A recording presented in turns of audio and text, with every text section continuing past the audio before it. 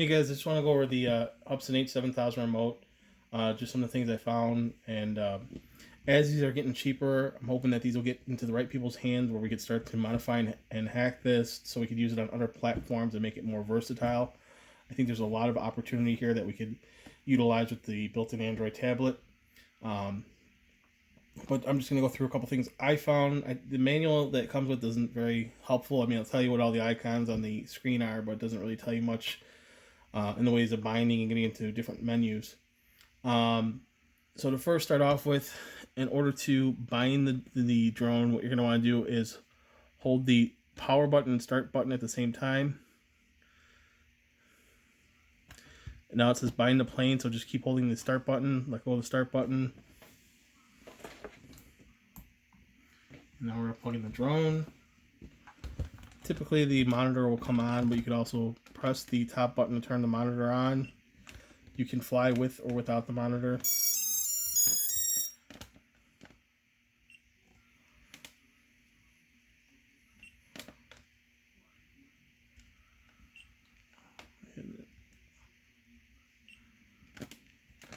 So the monitor is booting up now.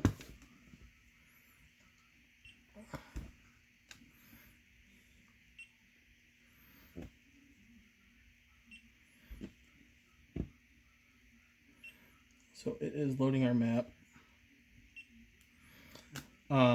Couple things. When you first turn the remote on, it always defaults into airplane mode.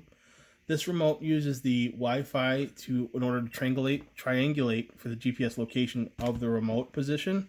So first thing you want to do is you're going to want to do a quick press on the power button, and you can see airplane mode is off. So you want to make sure that stays off. So that's good.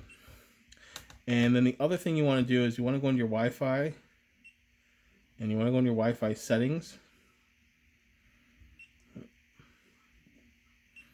You want to go under the settings, and you want to go under location access, and you want to check the box that says Wi-Fi and mobile network location. So what that does is it allows the remote to triangulate its GPS location via your Wi-Fi. So what I would suggest when you're going out to the field to fly, because I don't know how much actual map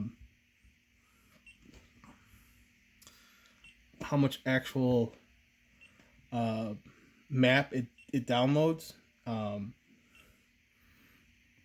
So what I would recommend to do is to tether this between Wi-Fi on your cell phone.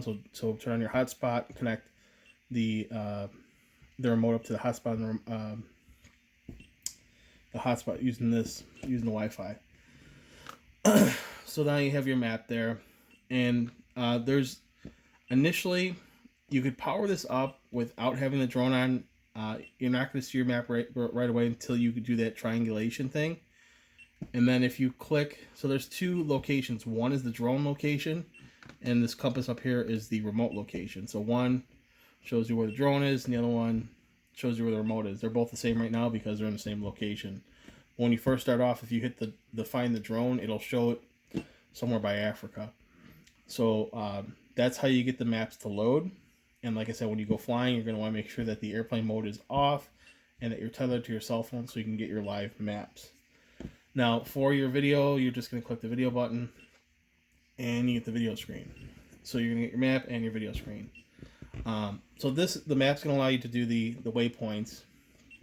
But if you're just filming and you need the map to do your waypoints, if you go to the home menu and you click this CVBS, that is the 5.8 receiver. So that will give you just the screen without the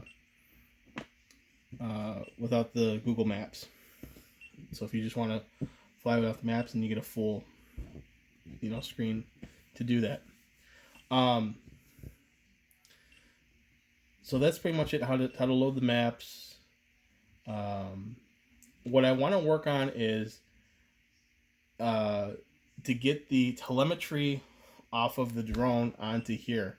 As you can see, there's no telemetry. If I bound the drone to one of my other Hubsan remotes, it give me the telemetry with all the data as far as voltage, the satellites and such. This does not give it to you, and I'm trying to figure out if there's a way that we can get it on here, because as of right now, unfortunately, you don't have a voltage monitor. So you need to pay attention to your flight time.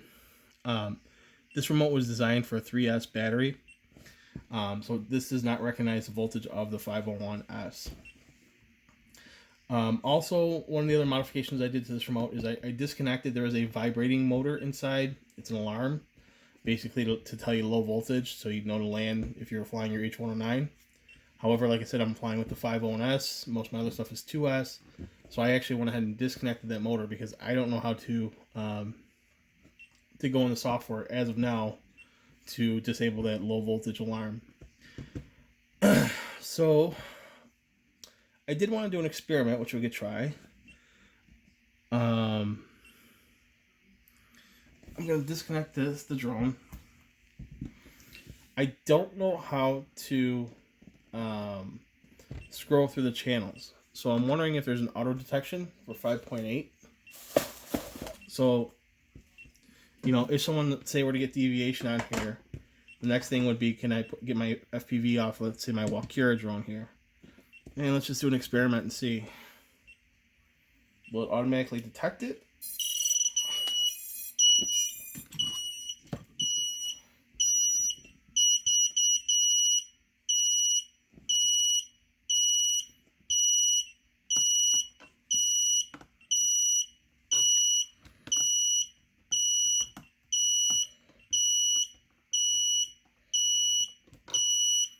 Trying to see how I can get into the 5.8 menu so I could change the channel so we could pick that one up.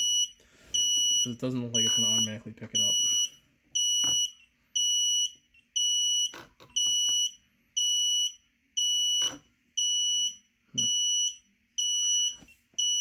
Alright, I'm all set. So that's basically it as far as the maps. And I'm going to work with it a little bit more and see what I could figure out about it to make it more helpful, user-friendly.